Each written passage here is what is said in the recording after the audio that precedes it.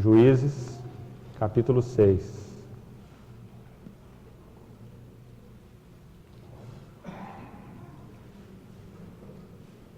Vamos ler alguns versículos desse capítulo.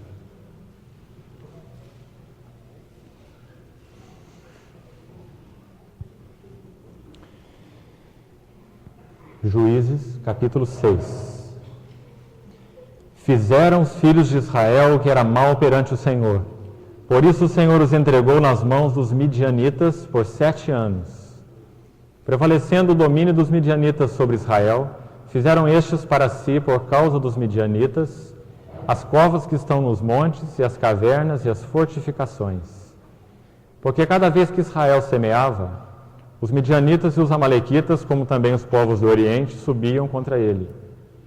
E contra ele se acampavam, destruindo os produtos da terra até a vizinhança de Gaza, e não deixavam em Israel sustento algum, nem ovelhas, nem bois, nem jumentos.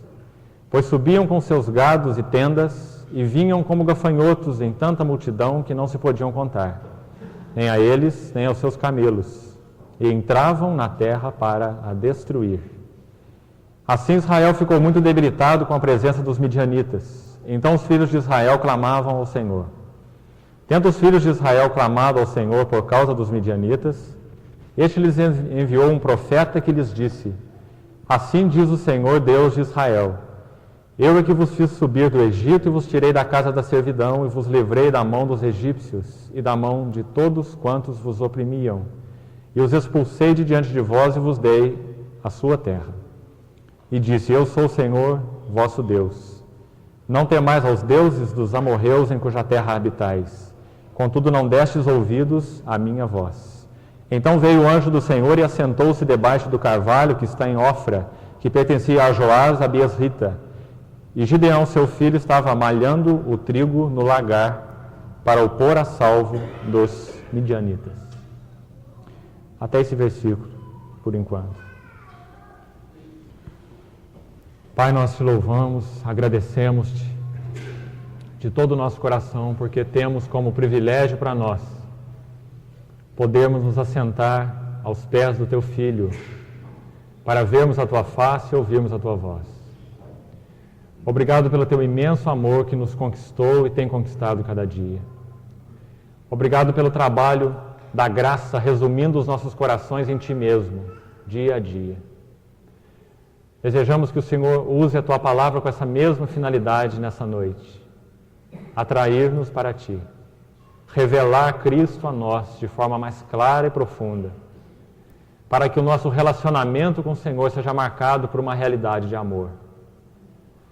Usa, Senhor, a tua palavra nessa noite, semeando, lavrando os nossos corações.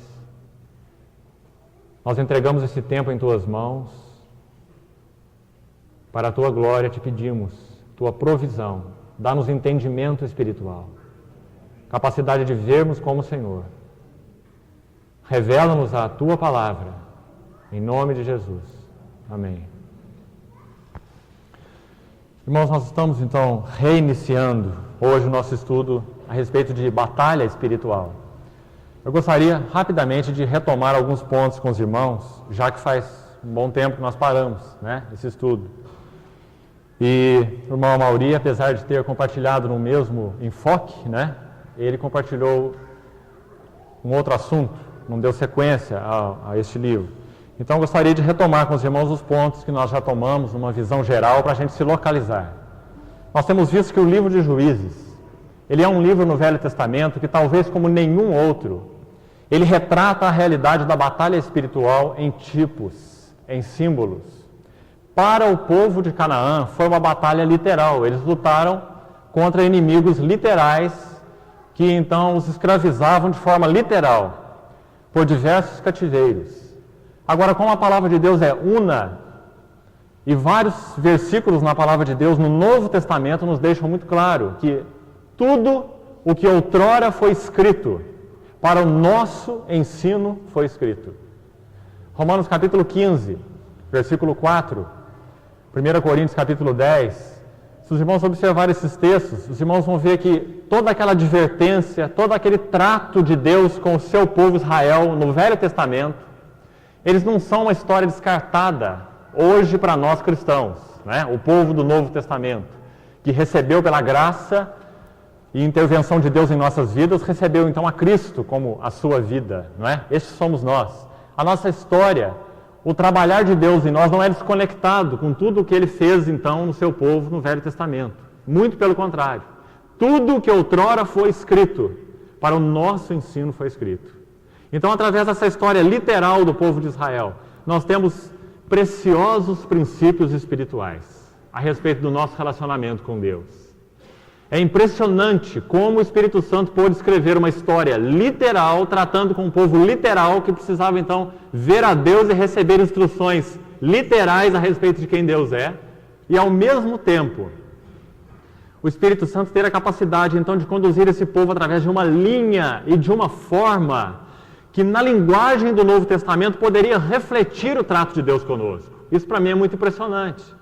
Como que Deus poderia operar aquelas coisas para um povo e visando um povo, e ao mesmo tempo visando um outro povo, que seria um povo então que seria real, não é? Tanto tempo depois, o povo do Novo Testamento, os cristãos. Como o Espírito Santo pôde aliar então essas duas histórias e mostrar que na verdade há uma única revelação, uma única visão que permeia tudo isso. Aqueles combates literais que eles tiveram falam de uma forma tão clara a respeito do nosso combate espiritual. Aqueles cativeiros que eles viveram falam de forma tão clara dos nossos cativeiros espirituais, né? Da nossa batalha espiritual como cristãos. Lutando então com tudo aquilo que de alguma forma desagrada ao Senhor, tudo aquilo que nos tira o deleite de Cristo, como nós vamos ver hoje na situação de Gideão, contra o mundo, contra a carne, nos seus diversos aspectos, contra nossas cobiças e paixões, contra o nosso próprio eu, a nossa vontade obstinada, rebelde, complicada, dura, difícil, né? Que não condiz com os caminhos de Deus.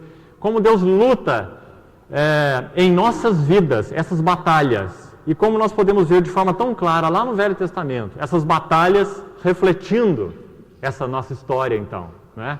Isso é muito impressionante. Então nós temos visto que o livro de Juízes, ele registra um período de 450 anos da história de Israel. 450 anos, segundo o texto de Atos 13, né? Paulo fala que esse foi o período dos juízes. Ele teve essa duração, em Atos capítulo 13, naquele testemunho de Paulo em Antioquia. E esse período de 450 anos foi o período mais terrível da história de Israel. Eu citei para os irmãos uma expressão interessante de um homem de Deus chamado Austin Sparks. Ele diz que todas as vezes que ele lia o livro de Juízes, ele tinha vontade de encontrar rapidamente um chuveiro para ele tomar um banho. Tal é a imoralidade, o clima terrível, né? A atmosfera de trevas que esse livro reflete. Agora, irmãos, impressionante, o Espírito Santo não ocultou essa história. Assim como ele não ocultou as histórias negativas da vida de Davi, que foi um homem de Deus.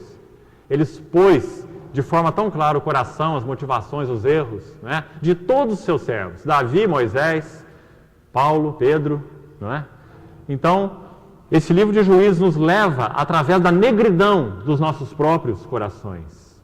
O livro de Juízes nos conduz através da nossa própria história e através das nossas batalhas espirituais, que são, na verdade, as guerras de Canaã, né? As guerras do Senhor, as batalhas do Senhor. E ele passa então a descortinar para nós aspectos da nossa própria vida interior. E nós então dissemos para os irmãos que esse período de 450 anos de cativeiro, a história mais negra de toda a fase do povo de Israel, ela se compõe basicamente de 5 cativeiros. Eles foram escravizados 5 vezes. Nós já compartilhamos 3 cativeiros. Nós vimos aquele primeiro cativeiro ao rei da Mesopotâmia, que tipifica o mundo, na pessoa daquele imperador, daquele rei, não é? Cuxã-Risataim. Então a Mesopotâmia na Bíblia sempre significa o mundo. Foi de onde Abraão foi chamado. Abraão foi chamado de Ur da Mesopotâmia, né? E a história de Abraão é uma história, então, modelo do nosso chamamento por Deus. Por isso que ele é chamado de o pai da fé. O que Deus fez com Abraão é como que um modelo do que ele faz conosco. Ele nos chama lá de Ur da Mesopotâmia. Espiritualmente falando, significa, ele nos chama do mundo. Ele nos chama, porque nós não teríamos condição de ir a ele, né? Quando Estevão narra a experiência de Abraão, ele diz: o Deus da glória apareceu a Abraão quando ele estava em Ur. Ur, segundo a história hebraica, era uma cidade absolutamente ímpia. Aliás, toda a Mesopotâmia, não somente Ur. Segundo a tradição hebraica, a própria família de Abraão era uma família idólatra, uma família que manufaturava ídolos. E naquela região, na Mesopotâmia, eles adoravam 2.000 tipos de ídolos diferentes. Havia ídolos de tudo quanto é cara e para tudo quanto é gosto, para ser adorado. E segundo a tradição hebraica, a própria família de Abraão manufaturava ídolos. Mas é tão lindo nós lermos Atos 7, quando o apóstolo Estevão, narrando a experiência de Abraão, ele diz assim: o Deus da glória apareceu a Abraão. Irmãos, tudo aquilo não são apenas imagens exteriores, não é? A questão de idolatria vai muito além de uma questão exterior. A idolatria fala de algo do nosso coração. Os homens só forjavam ídolos externos porque a idolatria estava dentro do coração. A falta de conhecimento pessoal do Deus vivo e verdadeiro. Então, na verdade, a idolatria externa, ela não é tão importante em si mesma. É claro que ela ofende a Deus, mas ela é reflexo, ela não é causa de nada. A causa é o próprio coração. A causa é a ignorância a respeito do Deus vivo. Então, a família de Abraão manufaturava ídolos, 2.000 tipos de ídolos diferentes. Mas é interessante nós vermos, quando Estevão diz, o Deus da glória apareceu a Abraão. Era como se 2.000 velas tivessem sido acesas ali na Mesopotâmia. E eles começavam a tentar caminhar de acordo com a luz daquelas velinhas. 2.000 tipos de ídolos. Até que um dia o Deus da glória, ele resplandeceu sobre Abraão. E Abraão então viu o Deus vivo e verdadeiro. É claro que não literalmente, mas espiritualmente, assim como nós. Ele resplandeceu a Abraão, né? Ele se revelou a Abraão. E Abraão então passa a andar com Deus, em altar e tenda, né? Essa era a vida de todos os patriarcas do Velho Testamento. E, irmãos, a nossa história pessoal não é diferente.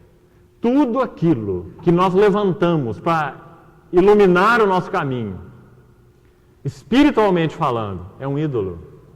Tudo aquilo que nós depositamos confiança, que não o próprio Deus, é um ídolo. Tudo aquilo que nós desejamos e gastamos tempo e temos ambição e devotamos o nosso coração, alvo, né? Energias, é um ídolo. E se ele não for devidamente visto diante da luz de Deus e colocado no seu lugar, se for algo legítimo, né? Como o trabalho, todos nós temos que trabalhar, o dinheiro, todos nós temos dinheiro, né? Posses, família mesmo, que é algo de Deus para nós. Se essas coisas não forem vistas do ponto de vista de Deus, todas elas são ídolos potenciais. Nós podemos ser idolatrarmos família, idolatrarmos posses, né? Idolatrarmos dinheiro, idolatrarmos trabalho, idolatrarmos poder, sucesso, fama, prestígio, posição social, louvor dos outros, não é? Temos muitos ídolos. Então, se nós não tivermos uma visão clara do Deus da glória, nós não podemos nem nos relacionar com as coisas legítimas de forma adequada. Nós seremos adoradores de coisas. Então, muitas vezes nós temos tanta facilidade de criticar uma pessoa que se prostra diante de uma imagem, mas deixamos de reconhecer os ídolos do nosso próprio coração, não é? Que são a causa da verdadeira idolatria. Então, eu creio que o livro de Juízes abre isso para nós de uma forma tão linda e tão útil. O primeiro cativeiro, então, foi ao mundo. Nós vimos a respeito do chamado de Abraão, como Deus o chamou e como Ele nos chamou, mas não só o nosso chamado. Hoje, na nossa história pessoal, Deus lida com o mundanismo em nossas vidas. Não é porque somos cristãos que deixamos o nosso relacionamento com o mundo. Nós somos tirados do mundo no sentido de pertencer a Ele. Nós não somos do mundo, nós somos do Senhor. Nós estamos em Cristo. Essa é a nossa eterna posição cristã, né? Mas ainda assim nós combatemos com relação ao mundo. E o mundo são todas essas coisas. Os deleites da vida, a fascinação das riquezas, as ambições, né? Então, em todo o tempo, Deus está lidando conosco para que nós não sejamos cristãos mundanos ou mundanizados, né? Então, nós já compartilhamos esse primeiro cativeiro, tipificado aqui no livro de Juízes, no capítulo 2, né? Por aquele Cusã-Risataim. Depois nós fomos para o segundo cativeiro. O segundo cativeiro não foi a Mesopotâmia, foi a Moabe. E o cativeiro a Moabe, na pessoa daquele rei, os irmãos se lembram, aquele rei muito gordo, né? O rei Eglon, que é uma figura então da carne. Aquele rei, na linguagem do Novo Testamento, ele tipifica a nossa carne. A carne nada mais é do que a alma, como criada por Deus, mas maculada pelo pecado. Nós sabemos que o pecado não deixou nada inteiro no homem. O pecado nos moeu. Desde que nós nascemos do ventre da nossa mãe, nós nascemos absolutamente corrompidos. É o contrário do que a psicologia acadêmica diz. A psicologia acadêmica diz que o homem nasce bom e que ele só tem que ser bem educado. A Bíblia diz que nós já nascemos mortos nos nossos delitos e pecados e que só Ele pode nos dar vida, não é? Então, o pecado, ele penetrou na trama e na urdidura de todo o tecido moral humano. Nada ficou para trás. Pensamentos, imaginações, desejos, alvos, emoções, ambições, tudo foi maculado pelo pecado. E nós nascemos assim. Nossa natureza é a de Jacó, né? É a de agarrador, porque nós nascemos maculados pelo pecado. E nós então procuramos agarrar qualquer coisa que nos dê segurança, proteção e satisfação, né? Irmãos, essa é a história da nossa vida sem Deus. Então, aquele rei Eglon tipifica exatamente isso, a carne, não é? Essa alma super desenvolvida, que perdeu a Deus e que então inchou, não é? Ela está fora de proporções, é isso que a Bíblia chama de carne. Carne é a nossa alma super desenvolvida, maculada pelo pecado. Então, aquele cativeiro a Eglon, aos Moabitas, Moabe na Bíblia é sempre uma figura da carne, diferente da Mesopotâmia, que é uma figura do mundo. Seria então o segundo cativeiro do povo de Israel. E os irmãos se lembram como que eles foram livrados, né? Como que Deus proporcionou o livramento através de Eude, daquele cativeiro que, na linguagem então do Novo Testamento, tipifica a nossa carne. Como que Deus nos livra de nós sermos escravos da carne? Escravos dos nossos prazeres, escravos das nossas cobiças, escravos das nossas paixões, escravos das nossas ambições. Como que Deus nos livra? Ele usou Eude, né? Com aquele punhal, os irmãos se lembram? De 2 gumes. Não é? Um punhal de 2 gumes. Na linguagem do Novo Testamento, Hebreus capítulo 4, nos diz assim: a palavra de Deus é viva e eficaz, mais cortante do que qualquer espada de 2 gumes, e penetra até o ponto de dividir em nós alma e espírito, juntas e medulas, e ela é apta para discernir, julgar, expor na luz os pensamentos e as intenções do coração. Como é que nós somos livrados das nossas cobiças, prazeres e paixões, de sermos cativos delas, da nossa carne? Através da instrumentalidade da palavra de Deus. Deus tem que te falar. Deus tem que me falar. Ele tem que te falar dentro da sua história. Ele tem que falar para você o que são cobiças e paixões. Ele tem que falar para você o que é cativeiro à carne na sua vida. E Ele fala. Ele usa de pessoas, de irmãos, da reunião da igreja, de livros, de homens de Deus que você está lendo, principalmente, acima de tudo, da sua preciosa palavra, não é? E Ele fala aos nossos corações, espada afiada de 2 gumes. E Ele então separa em nós, né? O que é dele e o que não é dele. É a única forma de nós sermos livrados do cativeiro à carne. Depois nós fomos para o terceiro cativeiro, ao rei Jabim, que era rei de Canaã. Canaã significa partes baixas. E nós vimos que esse cativeiro tipifica, então, essa escravidão às partes mais baixas de nossa própria carne, né? Já que a nossa carne ela não tem só partes baixas, como nós costumamos dizer, vamos colocar isso entre aspas, né? Nós chamamos de partes baixas, nossas cobiças e paixões, mas a carne também tem partes altas, né? Por exemplo, a carne é religiosa. A carne ela tem um desejo imenso de agradar a Deus, né? Tentando praticar obras para apaziguar a relação dela, da pessoa com Deus, né? Então existe um lado da nossa carne que é tão desprezível para Deus quanto o outro, e é o lado religioso, né? Como os fariseus. Os fariseus eram profundamente religiosos. E o Senhor disse assim para eles: raça de víboras, vocês são sepulcros caiados. Vocês tentam fazer isso, praticar aquilo, fazer mais isso, fazer mais aquilo, não deixa de dar o dízimo, de jejuar, de fazer o que tem que fazer, que a lei manda, né? Mas são sepulcros caiados, né? Por dentro são cheios de ossos mortos. O Senhor não está propriamente condenando o que eles faziam, porque eles faziam o que estava na lei. Eles deviam jejuar, eles deviam dar o dízimo, né? E eles deviam, enfim, cumprir a lei, porque a lei foi dada por Deus. Praticar os preceitos da lei. O Senhor não colocou a lei de lado. O Senhor falou assim: vocês fazem isso, isso, isso, isso, e negligenciam os mais importantes princípios da lei. O Senhor está dizendo assim: vocês são ocos por dentro. Vocês acham que pode me agradar fazendo coisas, não é?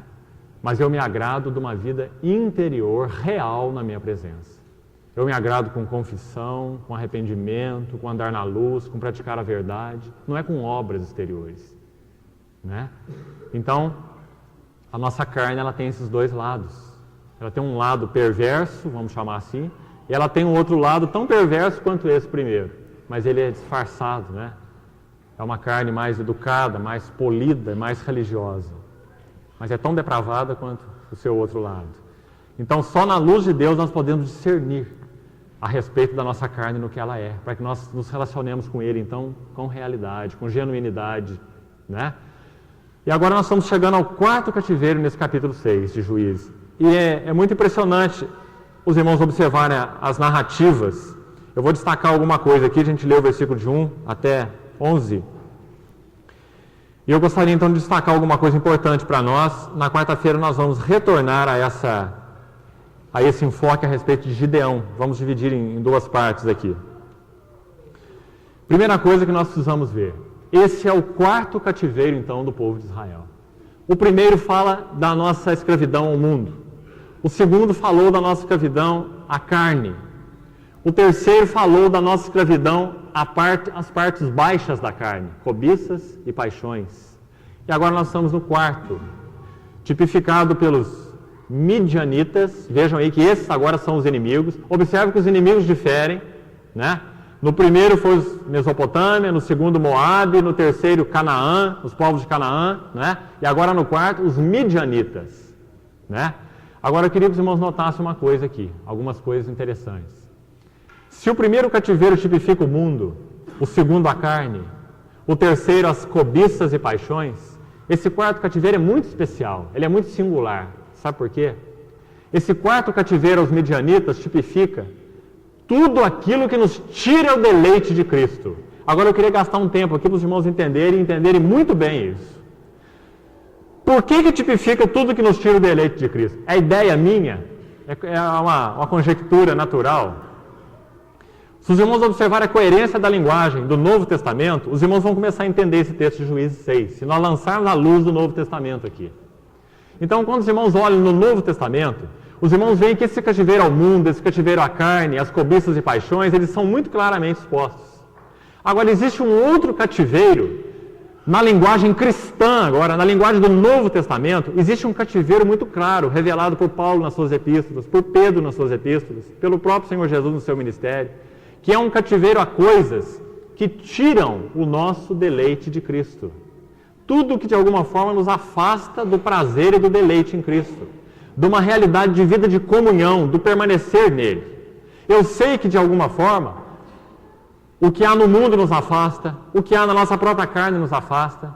Agora, de uma forma muito especial, os midianitas tipificam estas coisas que roubam o nosso deleite de Cristo. Roubam de forma imediata, roubam de forma instantânea, roubam o nosso deleite de Cristo. Tem a capacidade de tirar o nosso deleite de Cristo, a nossa comunhão com Cristo. Se você olhar, esse é o aspecto diferente nesse cativeiro do capítulo 6 de Juízes. Se os irmãos observarem no versículo 1, diz assim, olha: o Senhor os entregou nas mãos dos midianitas por 7 anos. Primeiro vamos ver alguma coisa sobre os midianitas e os detalhes desse cativeiro para os irmãos irem entendendo essa linguagem, a linguagem espiritual disso aqui.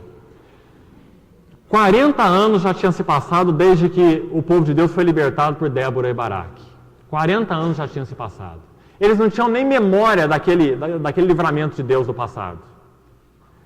A memória deles já estava completamente maculada e perdida na história, né? Eu creio que a primeira coisa que nós temos que atentar aqui, 40 anos depois de Deus ter executado um livramento absolutamente maravilhoso com Débora e Baraque, que nós já compartilhamos, os irmãos viram, né? Tão glorioso e tão exultante que Débora escreve aquele cântico tão lindo de livramento, celebrando a vitória magnífica de Deus, né? Sobre Jabim e aquele Sísera, né? O comandante daquele exército, que tipificam então as cobiças e paixões. 40 anos se passaram, irmãos, não é tanto tempo para a história de um povo. Eles tinham perdido a memória do trabalhar de Deus. Primeira coisa que eu queria que você notasse. Sabe o que acontece na nossa história com o Senhor?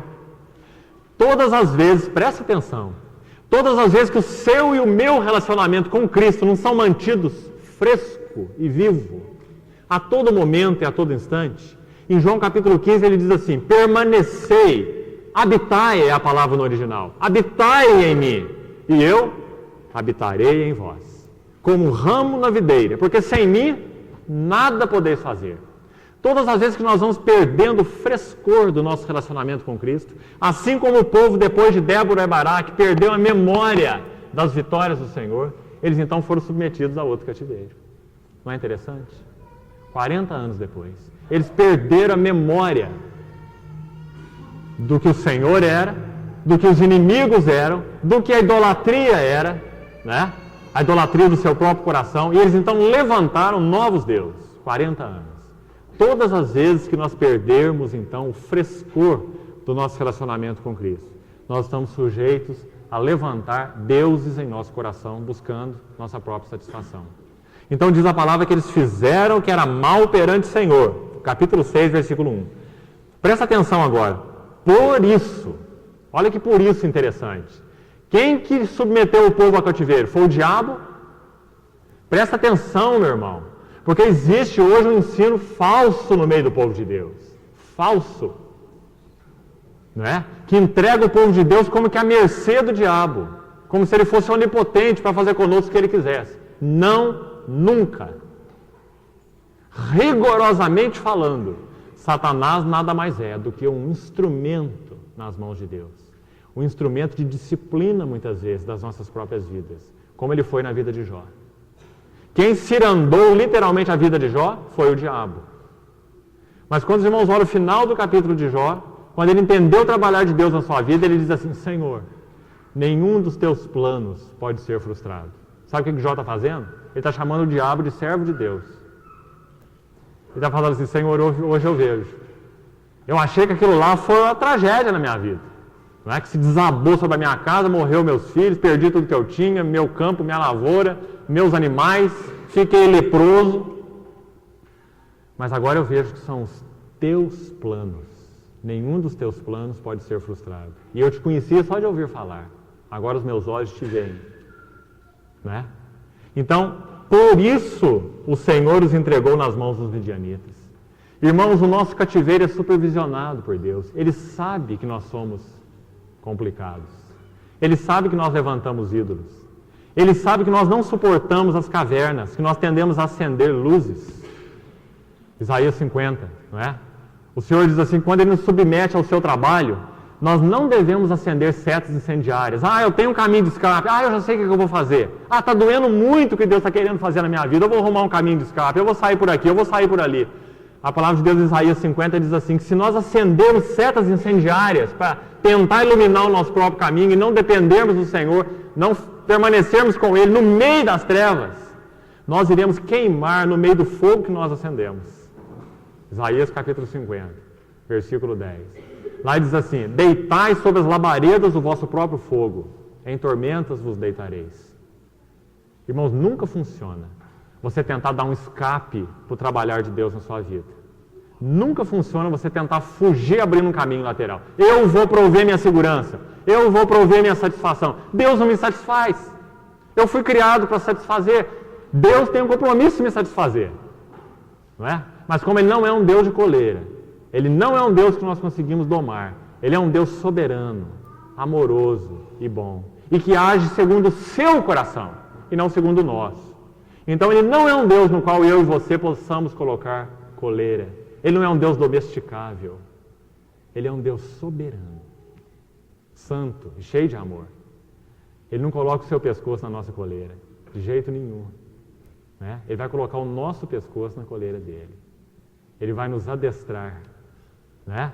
Então, na medida em que Ele vai se relacionando conosco, Ele vai nos ensinando a permanecer no meio do fogo. E Ele vai se dando a nós, se dando a nós, se dando a nós, se dando a conhecer. Não é? Isso é o que significa viver pela fé. Viver pela fé não é alguma coisa mística. Viver pela fé é depender de Deus para me satisfazer, para que Ele seja a minha satisfação, Ele, sem buscar algo dEle, nem mesmo bênçãos. Às vezes eu fico pensando comigo mesmo, o quanto nós somos adoradores de Deus, e o quanto nós somos adoradores de bênçãos de Deus. Não é? Eu creio que esse é um assunto muito complicado também nas nossas vidas. Não é? Muitas e muitas vezes, se Deus fosse para nós só aquele pai distante, não precisava nem se relacionar muito conosco não, mas desde que Ele jogasse as bênçãos, nós estaríamos muito satisfeitos. Nós não queremos a pessoa, nós queremos as dádivas. Não é? Irmão, isso é antigo. O Senhor Jesus, no seu ministério terreno, Ele disse assim, quando Ele multiplicou os pães no capítulo 6 de João, observa aquela narrativa tremenda. João capítulo 6, o Senhor multiplica os pães, alimentando milhares de pessoas. Os discípulos ficam muito empolgados, sabe por quê? Eles foram os 12 escolhidos. Pensa se você fosse um dos 12. O seu mestre multiplica pães. Ninguém fez isso, né? Até hoje. Nenhum filósofo grego foi capaz de fazer isso. Nem Sócrates, nem Platão, nem Aristóteles. Eles puderam ensinar, mas multiplicar pão, não. Então eles tinham um líder muito especial. Então quando eles viram que o Senhor multiplicou o pão, as multidões saíram atrás dele. E os 12 ficaram muito empolgados. Eu creio que eles pensaram mais ou menos assim. O Senhor nosso mestre, Ele está ganhando popularidade, fama, sucesso. E quem que somos nós? Nós somos 12 ministros desse governo. Né? Ele é o presidente, nós somos 12 ministros. Tudo que Ele ganhar é nosso.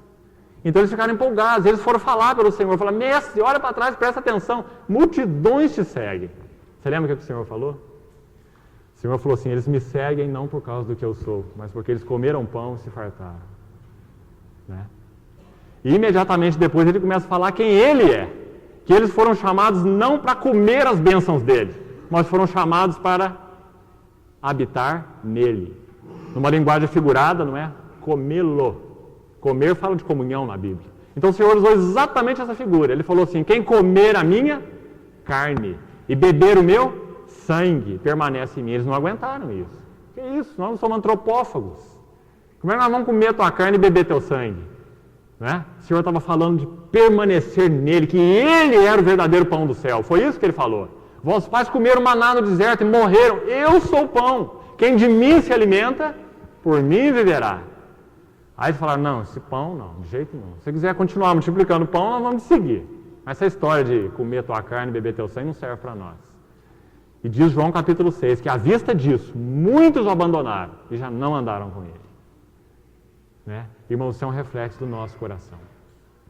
Por um lado, quando Deus, de alguma forma, secciona na sua vida aquilo que você chama de bênção, Ele chama de tentáculo. Nós somos um polvo, né? Você já viu o polvo? O polvo tem um monte de tentáculos e em cada tentáculo ele tem um monte de ventosa. Né? Tudo que bate naquela ventosa gruda. Nós somos assim espiritualmente. Não é? Nós queremos tudo. Né? E tudo que bate gruda. E nós vamos colecionando coisas. E quando Deus quer se revelar a nós no que Ele é e nos unir a Ele, Ele não consegue passar, porque tem muita coisa. Né? Então Ele pega a tesoura dele e começa a cortar as ventosas. Ele vai desligando. Ele vai cortando uma fonte de satisfação de você, uma outra fonte de prazer, aquilo pelo qual você entregava o seu coração, se deleitava.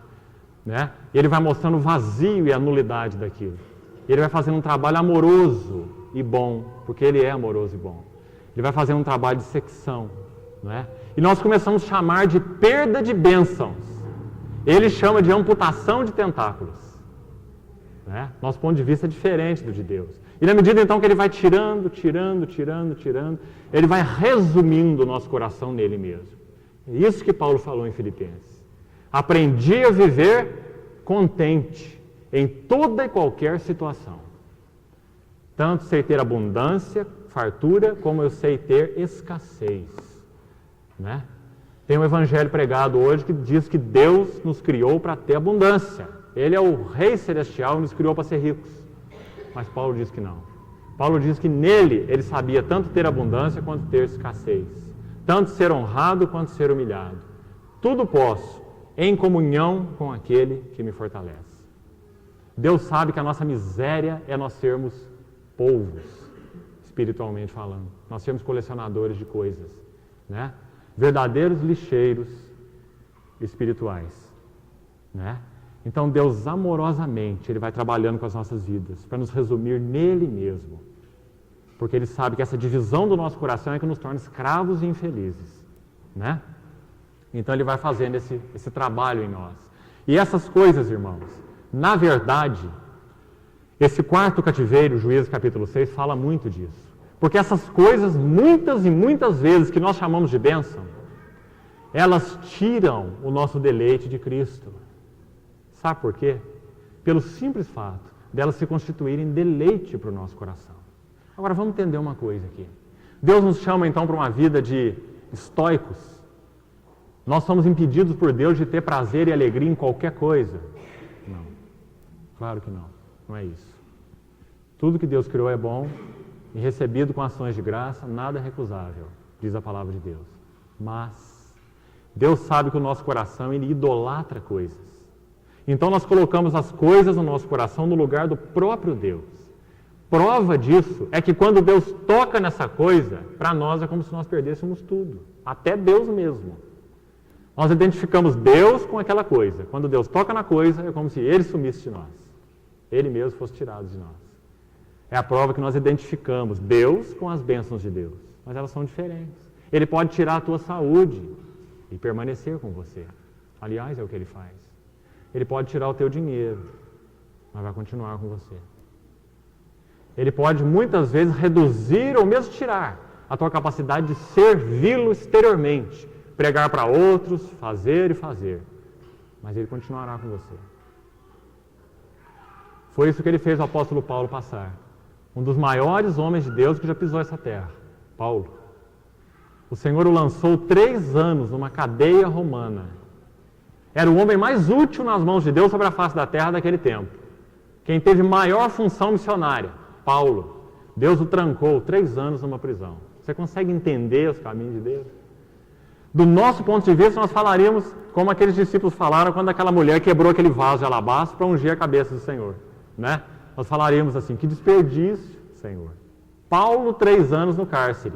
Ele podia estar lá na Ásia, fortalecendo aquelas igrejas, ele podia estar lá na outra cidade, fazendo isso ou aquilo, edificando a igreja, glorificando o teu nome, mas na cadeia, 3 anos, como é que o Senhor faz isso? Né? Como é que Deus tem coragem de fazer isso? Sabe o que Ele quis deixar claro? Ele quis deixar claro que Ele é um Deus ciumento e que Paulo não é empregado dele, e que Ele não precisa de Paulo.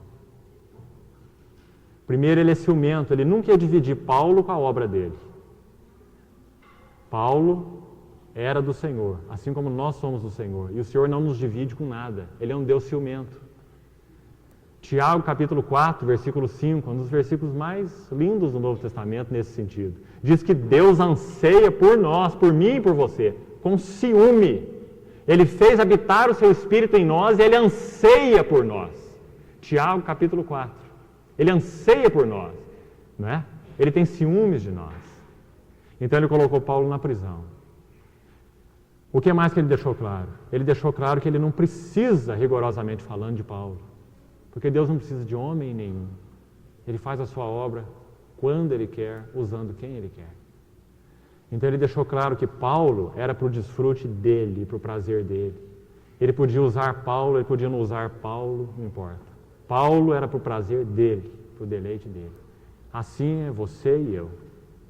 Nós temos nos corrompido com coisas, muitas vezes. Mas você e eu somos para o prazer dEle. É por isso que Ele vem cortar essas coisas na minha e na sua vida. Porque Ele tem ciúme de você. Ele anseia por nós com ciúme. Se você começar a se corromper com o trabalho, Ele vai mexer na sua vida na área do trabalho. Se você começar a se corromper com dinheiro, Ele vai mexer no teu dinheiro. Se você começar a se corromper com família, Ele vai mexer na sua família. Se você levantar qualquer coisa como Deus, Ele vai interferir. Porque Ele anseia por nós com ciúmes. Porque se Ele não interferisse, nós nos perderíamos completamente dEle. Esse é o nosso Deus, irmãos. Então, o que nós chamamos de perda de bênção, Ele chama de um processo de recuperação espiritual. Bem diferente, né? E é exatamente o que Ele faz aqui no capítulo 6 de Juízes. É muito interessante. A lição que Ele quis dar para esse povo. Observe que o cativeiro aqui não é mais o mundo, a carne, as cobiças e paixões, mas é um cativeiro tipificado, né? Que tipifica tudo aquilo que nos tira o deleite de Cristo. E aqui eu queria que você notasse então algumas coisas. Primeiro, abra por favor em Gênesis capítulo 25. Abra esse texto, por favor. Gênesis 25, 2. Você vai ver uma coisa muito interessante. Qual é o povo que estava oprimindo a Israel aqui, em Juízes 6? Os midianitas, não é? São os descendentes de Midian. Quem que era Midian? Abra, por favor, Gênesis 25, 2. Você vai ver a referência aí. Olha quem que era Midian. Midian era filho de quem? De Abraão. Não com Sara, mas com essa outra mulher que Abraão desposou no finalzinho de sua vida, chamada Quetura. Gênesis 25, versículos 1 e 2. Ela lhe deu à luz a Zinra, Joquezã, Medã, Midian, Gisbaque e Sua. Midian. Então presta atenção. O povo de Israel estava sendo oprimido, saqueado, depois a gente vai ver detalhes disso, por um povo que era o que deles? Parentes. Então, o Espírito Santo usou esse inimigo especial, os midianitas, não é? Descendentes de Abraão, para deixar muito claro uma coisa. Os midianitas, aqui, espiritualmente falando, fala de tudo aquilo que nos é simpático e agradável. Eles eram aparentados com o povo de Israel. Fala de tudo aquilo que nos é simpático e agradável. Olhe para você mesmo, na sua própria vida e na sua própria história. Tudo aquilo que de alguma forma nos é simpático e agradável tem um potencial enorme de tirar o nosso deleite de Cristo. É claro, porque é simpático e agradável. A minha tendência é colocar meu coração naquilo, viver para aquilo, né? Abraçar aquilo como centro da minha vida, como Abraão abraçou Isaac. Não, agora Deus me deu Isaac. Eu nem sei como, porque eu não tinha a menor condição. É um Deus sobrenatural mesmo, Ele me deu uma tremenda bênção. Eu sou um velho, a minha mulher é outra velha, e ela é estéril. Como é que nasceu esse filho? Não é? Então Abraão abraça o Isaac, isso aqui é o dom de Deus. E ele começa a adorar Isaac. Não é? Aí então diz assim, Deus diz, Abraão, leva o teu filho para o altar, Abraão, ele está no lugar errado. Seu coração é meu, não é do teu filho. Né? Então Isaac vai para o altar. Porque Deus tem ciúmes de nós. Tão claro isso na Bíblia, por todo lado. Não é? Então os irmãos vão ver aqui a mesma coisa. Os midianitas falam então daquilo que nos é simpático e agradável. Isso tem um potencial enorme de tirar o nosso deleite de Cristo, se não for mantido no lugar adequado das nossas vidas. Outra coisa, como que os midianitas atuavam? Muito interessante, é um cativeiro muito singular por causa de todos esses detalhes. Os outros, eles sitiavam Israel e dominavam Israel, escravizavam Israel, ficavam ali no meio de Israel. Todos eles. Os da Mesopotâmia, os Moabitas, os povos de Canaã e os filisteus, que nós vamos ver depois com Sansão. Eles dominavam o povo de Israel. Os midianitas faziam isso? No texto que você leu, é isso que está escrito? Não, meus irmãos. Olha como é interessante. O povo de Israel, de certa forma, estavam livres. Eles podiam plantar, né? Lavrava a terra, plantava. Quando chegava na época da ceifa, o que acontecia? Vinham os midianitas, diz a palavra, com seus camelos, né? Multidões. E eles faziam o quê? Eles saqueavam o povo de Israel e iam embora. Eles não tinham o menor interesse em escravizar ninguém, em oprimir ninguém. Você já pensou sobre isso? Tudo aquilo que nos é simpático e agradável.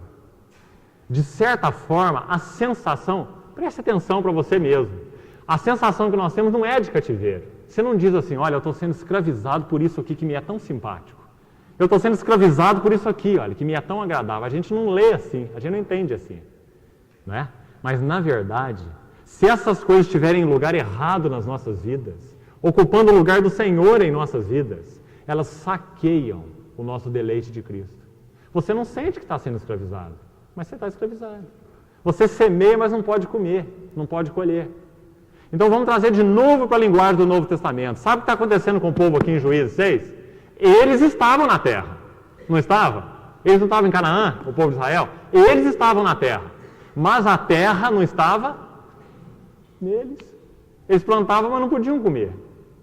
Essa terra de Canaã é uma figura de quê no Novo Testamento? Uma figura de Cristo, as riquezas insondáveis de Cristo, não é? Irmãos, nós estamos em Cristo, não estamos? Quem que nos colocou em Cristo? Foi você que se colocou? Não. Deus nos pôs em Cristo. Nós já fomos unidos com Ele. Nunca você vai perder essa posição se você nasceu de novo. Se você recebeu a Jesus como teu Senhor, teu Salvador. Você está em Cristo eternamente, você é dele. Ele diz assim, as minhas ovelhas, ninguém as arrebatará da minha mão. Eu lhes dou a vida eterna. Jamais perecerão. Não é? Nós estamos em Cristo, assim como aquele povo estava na terra, na figura, no símbolo. Mas a terra não estava neles. Irmãos, da mesma maneira, hoje, nós somos igreja, um povo que está em Cristo. Mas, de certa forma, Cristo pode não estar em nós. Por que de certa forma? Porque o Espírito Santo habita em todo crente. Isso é verdadeiro para todo crente. De certa forma, Cristo está em nós. Mas não é apenas uma questão de estar amalgamado ao nosso espírito. É uma questão dele estar enchendo o nosso ser. Foi nesse sentido que Paulo orou pelos Efésios. Os Efésios também eram crentes, é claro. Era uma igreja. Os Efésios estavam em Cristo. Todo crente está em Cristo. E quando Paulo ora pelos Efésios, em Efésios capítulo 3, do versículo 14 em diante, tem uma expressão ali impressionante. Ele diz assim: eu oro para que vocês sejam fortalecidos com poder, mediante o seu espírito no homem interior. E assim habite Cristo nos vossos corações. Presta atenção nessa expressão. Se eles eram crentes, Cristo já não habitava no coração deles?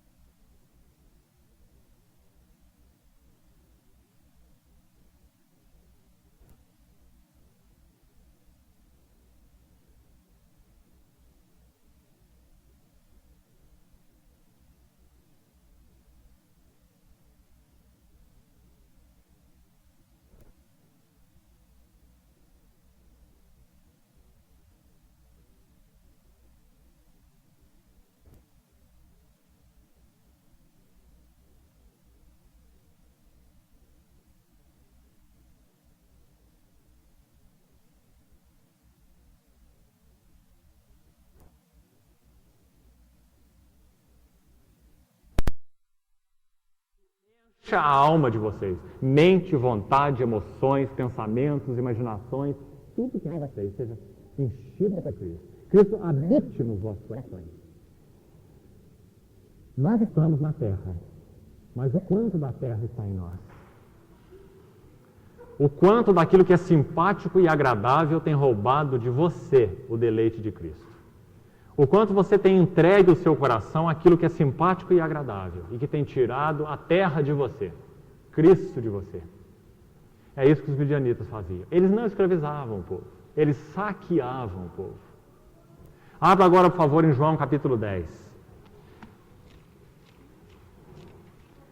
Eu acho que é muito importante o entendimento disso, irmãos, a linguagem espiritual disso. A sensação que você tem não é de cativeiro. A sensação que você tem, pelo contrário, é de liberdade. Né? Ah, que bom, que prazer que isso me dá, como que é gostoso, que bênção. Né? É o que nós costumamos falar. Mas se não tiver no lugar adequado, saqueia Cristo de nós.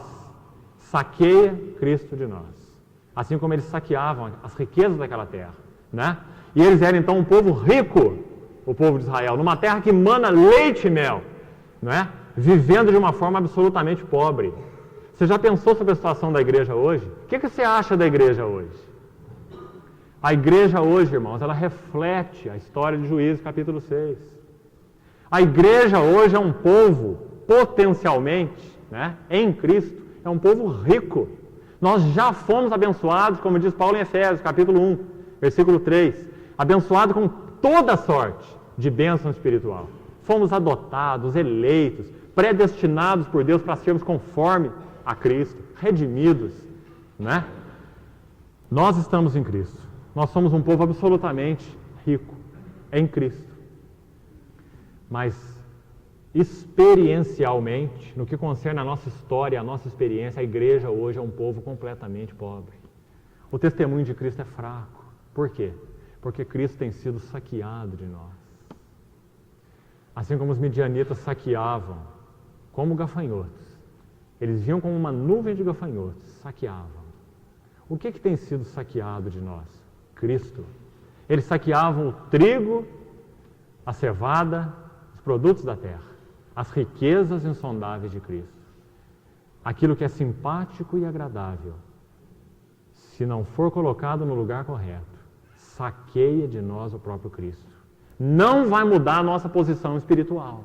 Presta atenção nesses detalhes, que são tão lindos e tão significativos. Nunca vai tirar você de Cristo, sua salvação é eterna, mas pode tirar Cristo de você. Nunca vai tirar você de Cristo, mas pode tirar Cristo de você. O povo em Juízes 6 era como mendigos pedindo esmola em tigelas de ouro. Você já pensou nisso? Um mendigo estendeu uma tigela de ouro para você e dizer, me dá uma esmola, estou passando fome. Você ia falar assim, por que você não vende a tigela? Né? Por que você não vende a tigela? Você vai passar bem. Era a história do povo de Israel. Eram mendigos pedindo esmola em tigelas de ouro. Eles estavam na terra, mas a terra não estava neles. Na linguagem do Novo Testamento, nós estamos em Cristo, mas Cristo tem que estar em nós. Como que isso acontece? Na medida em que a luz de Deus, o trabalho da cruz, pelo falar de Deus, pelo Espírito e pela palavra de Deus, vai então cortando em nós e separando tudo aquilo que nos rouba o deleite de Cristo. Especialmente as coisas legítimas, as coisas com as quais nós somos aparentados. Aquilo que é simpático para nós, os midianitas na nossa vida.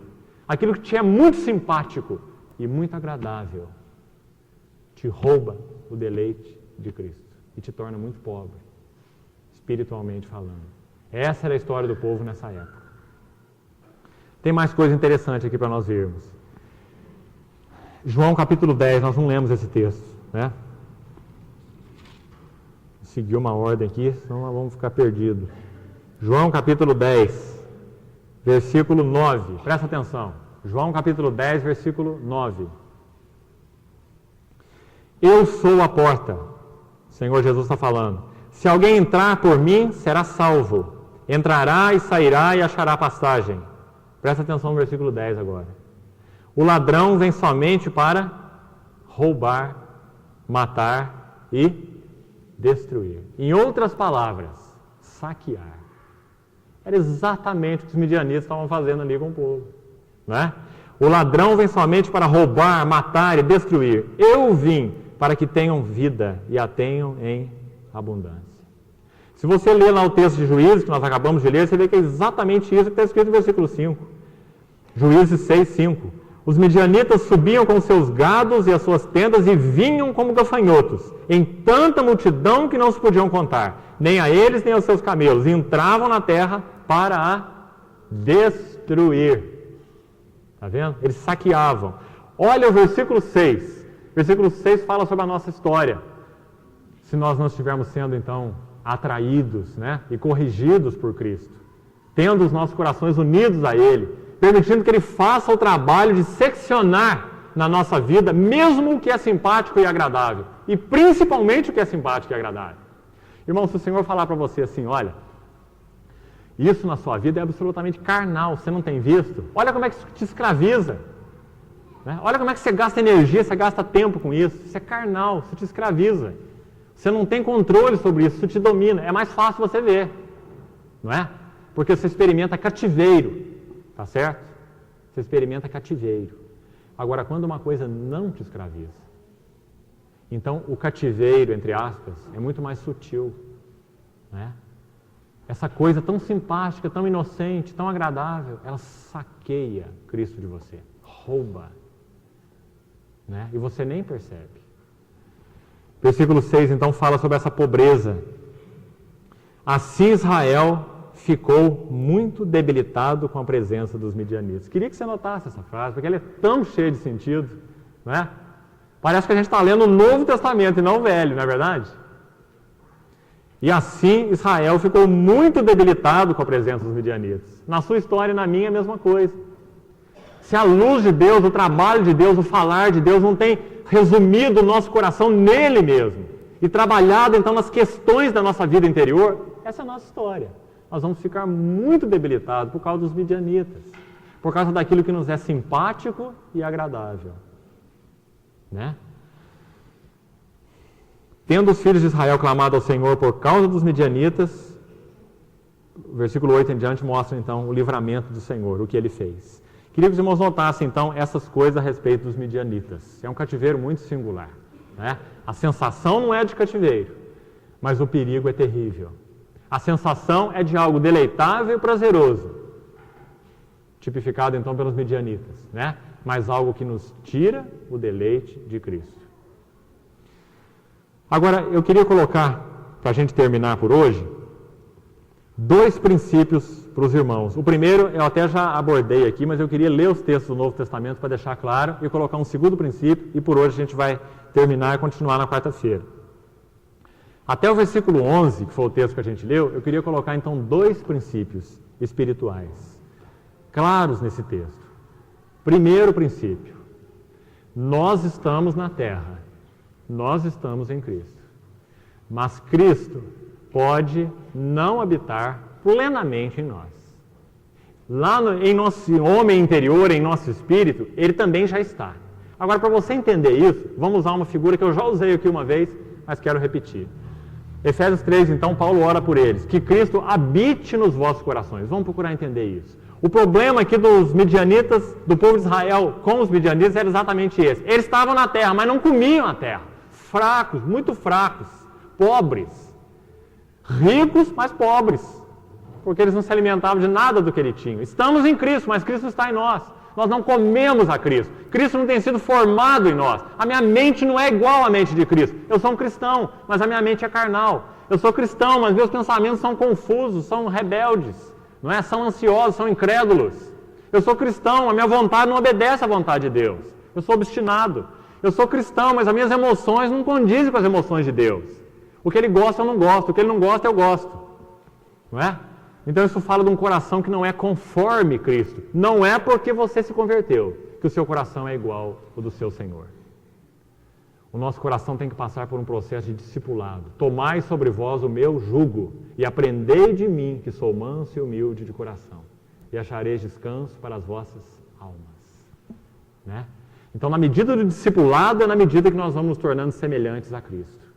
Então, a metáfora que eu queria usar para os irmãos entenderem é como você receber uma pessoa na sua casa. Se você recebe um hóspede, o hóspede não tem todas as chaves da sua casa, é claro. Né?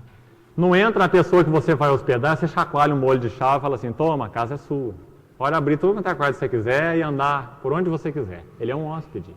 Muitas vezes, irmãos, na nossa regeneração, Cristo não passa dessa posição. Ele é um hóspede na sua vida. Ele nunca vai sair dessa casa. Né? Digamos que ele é um hóspede que veio para ficar. Né? Porque ele está unido ao nosso espírito e a palavra de Deus então garante que nós e ele somos um. Espiritualmente falando. Mas a questão não é só espiritualmente falando. A questão é ele quer encher o nosso pensamento, imaginação, vontade, desejos e tudo que há em nós. Além do nosso espírito. Não é? Então, esse hóspede fica trancado no quarto de hóspede. E você passa seu dia fazendo as suas coisas. Não é assim? Você passa o dia arrumando a sua casa. Você passa um dia tentando lidar com os seus negócios. Porque são seus, são só seus. O hóspede está lá no quarto. Ele não apita nada. Ele só mora ali. Quando chega na hora do almoço, você bate na porta e fala, ô, meu amigo, vamos lá tomar uma refeição junto. Aí você chama o Senhor Jesus para a mesa da refeição, senta com ele, ora, porque é feio não orar antes da refeição, ele está na mesa, não é? Então você ora, agradece a refeição, toma a refeição com Jesus, depois você dá a chavinha para ele e fala, agora volta para o quarto. Não é? E ele fica no quarto até na hora do jantar. Na hora do jantar você chama ele de volta. Não é? Muitas vezes a nossa experiência cristã não passa disso. Chamar Cristo para participar de momentos da nossa vida. Ele que já habita em nós e habita de uma forma eterna. Aquele que nunca mais vai se ausentar de nós. Mas o problema é que a gente o chama para alguns momentos. Né? Agora, irmãos, na medida, pela sua imensa graça, Ele é tão maravilhoso que Ele se contenta, num primeiro momento, em ficar no quarto de hóspede, do seu e do meu coração. Ele conhece a sua própria glória. Ele tem uma medida exata do que Ele é. Ele não tem uma falsa humildade. Ele sabe que ele é o Senhor da glória, trancado num quartinho. Mas ele sabe quem ele é. Então, quando você o chama para a comunhão, ele vai para a comunhão. Quando ele escreveu, o apóstolo João escreveu pelo Espírito aquela carta à Laodiceia, que era uma igreja como nós, o Senhor diz assim: eis que eu estou à porta e bato. Ele não disse assim: eis que eu estou à porta e tenho um pé de cabra. Se você não abrir, eu vou arrombar a porta. E eu entrarei e cearei com você. É isso que ele falou? Ele falou: eis que eu estou à porta e bato.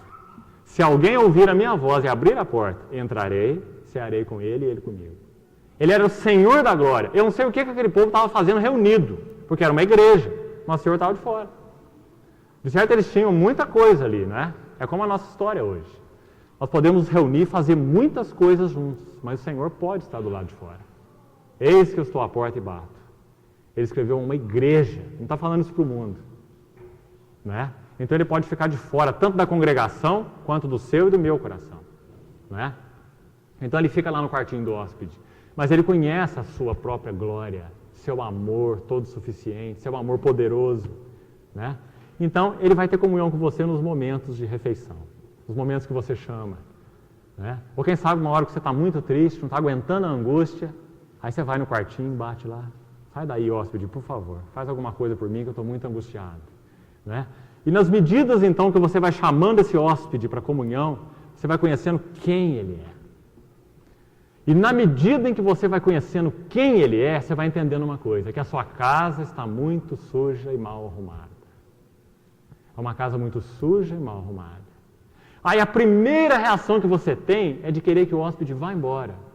Porque você vê que ele é tão bonito e a sua casa é tão feia. Aí você fala assim, como Pedro falou quando ele retornou daquela pesca, né, duvidando do Senhor, de quem era o Senhor. O Senhor falou: lança a rede à direita do barco. Pedro deve ter coçado a cabeça, falou: nossa, eu pesquei a noite inteira, não peguei nada, sou pescador, esse homem não tem nada de pesca, como é que manda lançar a rede? E Pedro joga a rede meio de má vontade, pega aquele monte de peixe, aí ele vê quem era o Senhor, ele se prostra diante do Senhor e fala assim: afasta-te de mim. Ele não fala assim: aproxima-te de mim. Interessante, né? Ele fala assim: afasta-te de mim, porque eu sou um pecador. Então, na medida que o Senhor vai revelando a nós quem nós somos, a nossa primeira reação é: me deixa, Senhor, me larga, não tem jeito não. Afasta-te de mim. Eu sou miserável, carnal, corrompido, escravo. Mas o problema é que ele não se afasta. Ele permanece. E na medida que o seu amor vai nos ganhando, irmãos, nós vamos voluntariamente, presta atenção nisso, você vai fazer, uma a uma, você vai entregando as chaves da casa, uma a uma. Ele não vai tirar nenhuma da sua mão, nenhuma. Você pode manter aquela quinquilharia de coisas em qualquer quarto que você quiser trancar. Ele vai deixar a chave nas suas mãos. Você vai ter o controle de todos esses quartos, que você não quer que ele entre. Mas na medida que ele for tendo comunhão com você, se revelando a você, cativando você, ganhando você, enchendo você com a sua graça escandalosa, você vai retirando do seu chaveiro, chave por chave, e vai entregando na mão dele, dizendo: Senhor, vai lá naquele quarto e arruma aquele quarto para mim. Limpa aquele quarto. Eu não consigo dar jeito naquele quarto. E então ele vai naquele quarto. Você deu permissão. Ele vai entrando, ele vai arrumando, ele vai limpando. E nós vamos primeiro entregando então a chave dos quartos melhorzinhos da nossa vida. Você entrega a chave da sala, você entrega a chave do outro quarto, e você vai reservando as últimas chaves, que são as chaves do porão. O porão está feio demais para o Senhor da glória entrar. Mas na medida que ele vai cativando e cativando a sua vida, você vai entregando a chave do porão também. E na medida que ele vai tendo comunhão então com o porão da nossa vida, nós vamos descobrindo, irmãos, o poder da sua vida ressurreta, de uma forma muito especial. E agora, juntando com essa metáfora, eu queria citar uma outra para você entender. Uma metáfora de um homem de Deus chamado C.S. Lewis. Ele diz que muitos de nós, por termos uma vida, vamos chamar de sensual, uma vida segundo os sentidos, né? Ou carnal, se os irmãos quiserem, ele usa duas figuras. Ele diz assim que nós carregamos como que um lagarto vermelho sobre os nossos ombros. Ele usou essa figura como uma figura da sensualidade. Como se nós estivéssemos glorificando na nossa vida, uma vida então sensual e carnal. Onde nós vamos, todo mundo vê um lagarto vermelho nos nossos ombros. Presta atenção nessa figura. Nós estamos glorificando a sensualidade, a carne. Mas esse irmão diz uma coisa muito interessante. Ele diz que quando você vê esse lagarto no que ele é, e você pega esse lagarto então, e lança de você, esse lagarto se transforma num bonito cavalo alado, um cavalo branco, no qual você pode subir e então cavalgar em grandes alturas. Você entende a linguagem espiritual? Ele está dizendo que na medida em que o pecado nas nossas vidas é julgado, quando você vai entregando as chaves do porão, aquilo que te escravizava, que fazia pressão sobre você, que marcava a tua vida como carnal, como sensual, na medida em que o Senhor vai julgando esses aspectos da sua vida, exatamente por causa desse juízo, Ele vai levando você a cavalgar grandes alturas. Agora, se nós não virmos de uma forma adequada, se nós não tivermos uma visão adequada desse lagarto, nós nunca teremos o cavalo. Você entende? É assim que o Senhor faz. Primeiro o lagarto, depois o cavalo. Primeiro a morte, depois a ressurreição. Primeiro a chave do porão, depois a luz. Então, irmãos, esse é o trabalhar de amor de Deus. Ele vai passo a passo conquistando o nosso coração, para que nós sejamos tornados semelhantes a Ele. Nós vamos descobrir que aquilo que era insuportável para nós, que mais nos escravizava, agora em Cristo, nós temos comunhão com Ele, naquelas áreas mais profundas, de forma tão íntima. Nós vamos entendendo que, na verdade, Ele não arrancou aquela coisa de nós, estritamente falando, Ele não arrancou, mas Ele se deu a nós, de tal forma, que agora Ele é glorificado. Nós andamos no Espírito, né? E não satisfazemos a cobiça da carne. Ele não arranca aquilo de nós, Ele se dá a nós, naquela questão. Agora, o último princípio que eu vou colocar para os irmãos, para nós terminarmos, os irmãos não durmam, por favor, estou terminando, versículo 11, presta atenção nesse versículo, 11, Juízes 6, 11. Então veio o anjo do Senhor e assentou-se debaixo do carvalho que está em Ofra, que pertencia a Joás, a Biesrita. Aqui tem um princípio maravilhoso, um princípio para a nossa vida cristã. E Gideão, seu filho, o que Gideão estava fazendo? Estava malhando o trigo no... E como é que termina o versículo? Para o pôr? Irmãos, é muito lindo. Existe uma maneira de nós não sermos saqueados, né? Então vamos pensar no quadro de novo. Quem que são os midianitas? Os midianitas é tudo aquilo que nos é simpático e agradável. Que se não for visto na luz de Deus, tem o poder de nos arrancar Cristo, de nos saquear Cristo, o deleite de Cristo. O que nós podemos fazer para não sermos saqueados? Tem uma estratégia, não tem? Gideão usou uma estratégia para não ser saqueado. Qual que é a estratégia? Gideão fez o seguinte, ele colhia o trigo rapidamente, antes dos inimigos virem, pelo menos uma boa porção, sem dúvida o suficiente para alimentar toda a sua família, né? Ele colhia antes dos saqueadores, porque eles vinham mesmo, não tinha jeito, né? Então ele colhia e ele ia fazer o quê? Ele ia levar o trigo para o lagar. Irmãos, o lagar é lugar de levar trigo? É? O que a gente leva para o lagar?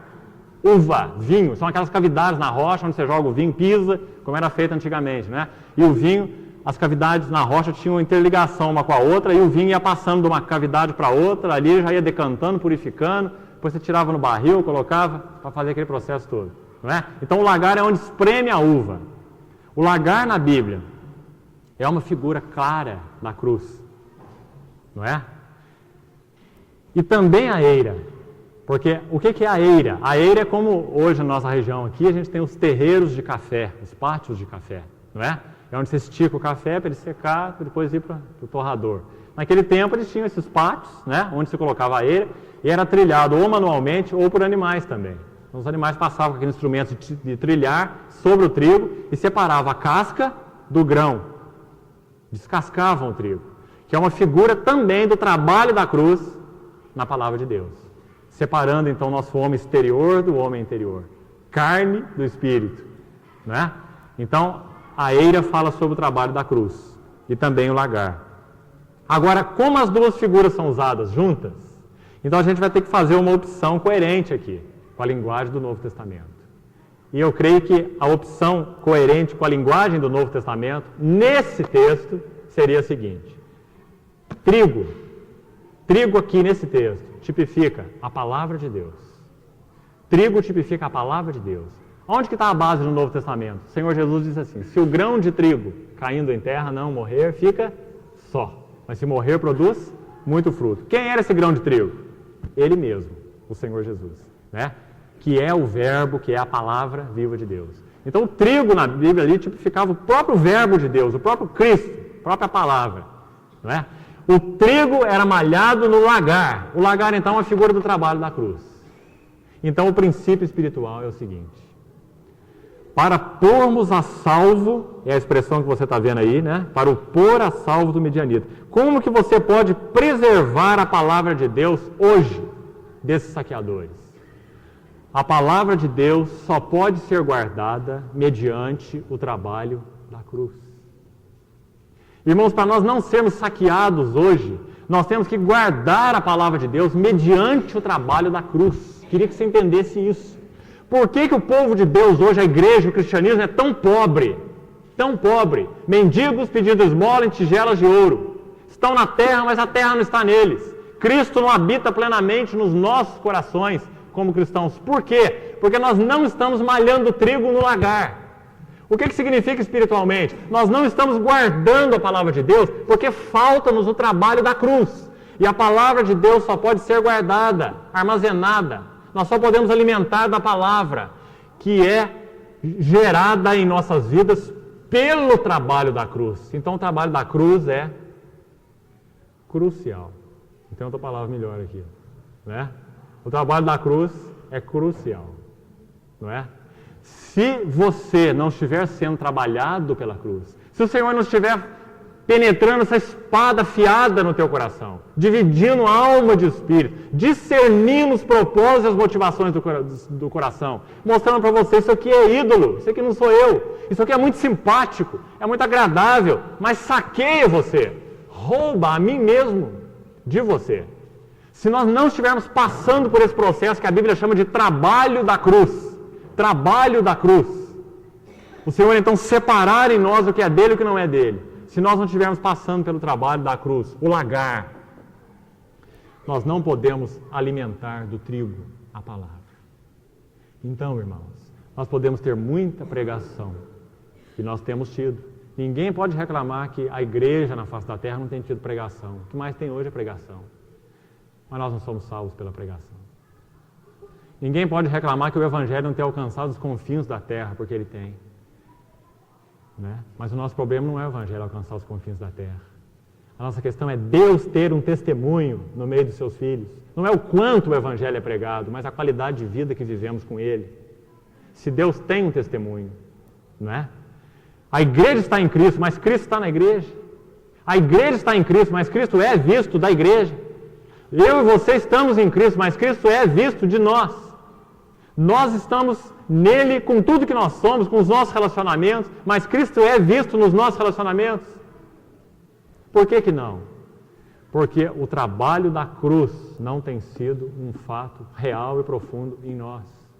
Mais profundo e mais real. Porque eu sei que o Senhor tem trabalhado assim em nós, o trabalho da cruz. Então guarda esse princípio espiritual com o qual nós vamos terminar. Irmãos, nós só podemos reter e guardar a palavra de Deus em nossos corações, mediante o trabalho da cruz. Tudo que o Senhor tem para nos falar de forma transformadora, presta atenção. Não é questão só de ouvir sua voz, não. Entra aqui e sai lá. Não é? Você ouve o que for compartilhado nessa reunião, amanhã você não sabe nem falar o que aconteceu. Não é esse falar, é um falar íntimo e pessoal. O Senhor falar com você. Não é? Você só pode guardar essa palavra se você oferecer lugar ao trabalho da cruz. Se você permitir que a luz de Deus, através da sua palavra, esteja julgando os seus pensamentos, seus propósitos, suas intenções, suas motivações, seu coração. Sem o lagar, não tem como guardar o trigo. A palavra de Deus só pode ser guardada de forma transformadora em nossos corações, mediante o trabalho da cruz.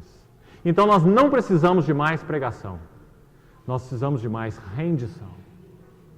Nós não precisamos de mais evangelismo, nós precisamos de mais compromisso. Nós não precisamos de mais testemunhos. Nós precisamos de mais altar, consagração. Nós não precisamos de mais número. Nós precisamos de mais realidade. Né? Então, irmãos, a palavra de Deus é guardada mediante o trabalho da cruz. Se você não fornecer lugar ao Senhor no seu coração, tudo que Deus tem te falado vai se perder. O trabalho da cruz é um trabalho que passa pelo juízo, pelo sofrimento. Nós só podemos guardar a palavra de Deus no meio do juízo e no meio do sofrimento. É impressionante como nosso ouvido é mouco, né? Nosso ouvido é lento, é surdo, é burro. Nós não conseguimos reter a palavra de Deus se Ele não nos falar no meio do sofrimento. Nós não conseguimos reter. Os irmãos já viram isso? Você não consegue reter se o Senhor não te falar mediante o trabalho da cruz. Lembra de Jó. Lembra da vida de Jó. Por que o Senhor não fez diferente com Jó?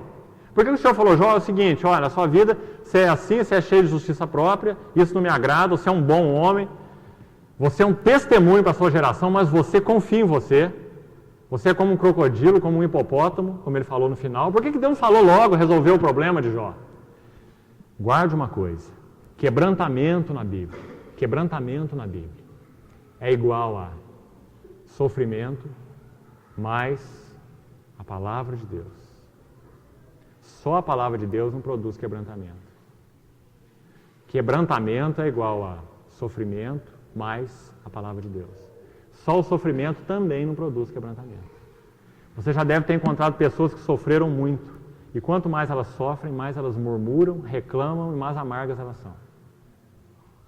Mais alienadas da vida elas estão, por causa do sofrimento. Porque o sofrimento não quebranta ninguém. Sofrimento em si mesmo não tem efeito purificador. Nós precisamos de sofrimento mais a palavra de Deus. Deus tem que nos falar em meio ao sofrimento. Nos falar quem Ele é, nos falar quem nós somos. Revelar a realidade a respeito dEle, a realidade a respeito de nós. Aí sim, aí nós somos quebrantados. Isso é malhar o trigo no lagar, para o pôr a salvo dos nossos inimigos. Então, irmãos, permitam que o trabalho da cruz seja mais profundo na vida de vocês. Permitamos nós. Porque na medida do trabalho da cruz é que nós reteremos a palavra de Deus. Senão nós vamos só falar sobre a cruz. A cruz é um tema muito bonito de se falar. Mas é ainda uma realidade mais linda de se viver. Nós não fomos chamados só para pregar a cruz, mas para sermos discípulos do crucificado. Então, na medida do trabalho da cruz, é que a palavra transformadora de Deus será retida. Gideão, no meio de toda aquela fraqueza de testemunho, um povo faminto, na terra, né? Sem ter a terra neles. Gideão era um privilegiado, porque ele malhava trigo no lagar. A terra estava nele. Ele plantava e ele colhia. Ele estava fortalecido, porque ele malhava trigo no lagar. Que o Senhor nos ensine na nossa história o que isso significa para cada um de nós. Amém. Vamos orar. Senhor, obrigado, porque o Senhor tão docilmente atrai os nossos corações para Ti. O Senhor sabe, se dependesse de nós, quão divididos e confusos nós somos. Mas obrigado, Senhor, porque assim como o Senhor revelou a Sua misericórdia para com o Seu povo, Israel, naquele tempo, colocando o Seu povo a salvo por meio de Gideão, o Senhor também nos ensina princípios pelos quais nós podemos ser salvos. Ajuda-nos, Senhor, a termos um coração absolutamente rendido ao Teu trabalhar de amor. Ajuda-nos, Senhor, a passar pelo sofrimento ouvindo a Sua voz, permitindo que o Senhor reproduza em nós o Teu caráter. Que o Senhor tenha em nós a Sua expressão, porque nós fomos chamados para isso. Não nos deixe viver por alvos menores, Senhor. Não sermos adoradores de coisas, nem mesmo de bênçãos. Mas ajuda-nos a viver para que Cristo seja formado em nós, e somente para isso. Te pedimos, Senhor, te pedimos isso. Dá-nos essa única motivação. Conhecer a Cristo, ganhar a Cristo e ser semelhante a Cristo. Obrigado, Senhor, porque o Senhor desejou revelar-se na vida da igreja, na vida de cada um de nós. Cativa-nos para esse propósito, o propósito do nosso chamamento. Usa a Tua palavra de forma individual nessa noite, Senhor, na vida de cada um dos que aqui estão. Produza o Teu fruto, Senhor. Fala de forma especial aquilo que o Senhor deseja falar, ganhando e cativando os nossos corações, esclarecendo a nossa vida interior diante de Ti. Esclarecendo-nos, Senhor, no processo particular que cada um de nós passa na Tua presença. Te pedimos, progride em nós, dá-nos mais realidade, Senhor, mais consistência espiritual, mais semelhança contigo. Nós te pedimos e te somos agradecidos, porque o Senhor tem se dado e tem se revelado. Ajuda-nos, Senhor, para que não te mantenhamos num quarto trancado de nossas almas, mas dá-nos entregar a Ti cada porão de nossas vidas, cada área do nosso coração, para que o Senhor revele Tua glória em cada uma delas. Tua vida mansa, humilde, cheia de paz, de alegria, de gozo, seja manifestada das nossas vidas, para que nós sejamos um testemunho vivo do Senhor a esse mundo tenebroso. Dá-nos, Senhor, mais realidade, te pedimos, por meio do trabalho da cruz. Em nome de Jesus. Amém, Senhor.